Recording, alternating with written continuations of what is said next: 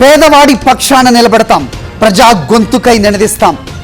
Voice of voiceless, తెలుగువారి మనస్సాక్షి సాక్షి TV. సాక్షి TV ప్రసారాల కోసం మీ స్థానిక కేబుల్ ఆపరేటర్ను వెంటనే సంప్రదించండి.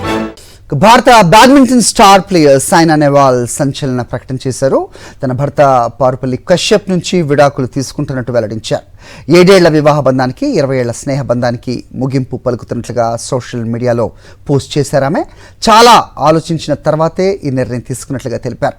సైనా కశ్యప్ 7 సంవత్సరాల క్రితం వివాహం చేసుకున్నారు. ఇద్దరు కూడా హైదరాబాద్లోని పుల్లెల గోపీచంద్ బ్యాడ్మింటన్ అకాడమీలో శిక్షణ పొందిన వాళ్లే.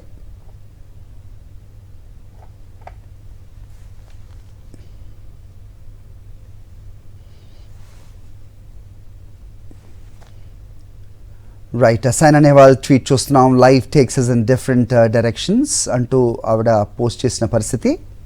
సో వీళ్ళిద్దరు కూడా పుల్లెల గోపీచంద్ బ్యాడ్మింటన్ అకాడమీలో స్టార్గా ఎదిగిన వాళ్ళే. Life takes us in different directions after much thought and consideration Kashyap Parupalli and I have decided to part ways అంటూ ఇద్దరు సమ్మతంగానే విడిపోతున్నట్టుగా ఆమె ట్వీట్ చేశారు. యాక్చువల్గా పోస్ట్ చేశారు. We are choosing peace, growth and healing for our cells and each other. అంటే మేము piece కోరుకుంటున్నాం, అలాగే మా కెరియర్లో కూడా అభివృద్ధి, అలాగే ఒక రకమైన రిలీఫ్ కావాలి అంటే కనుక ఇద్దరు విడిపోవాలనే నిర్ణయానికి వచ్చాం అనేది ఆవిడ పోస్ట్లో అర్థమవుతోంది.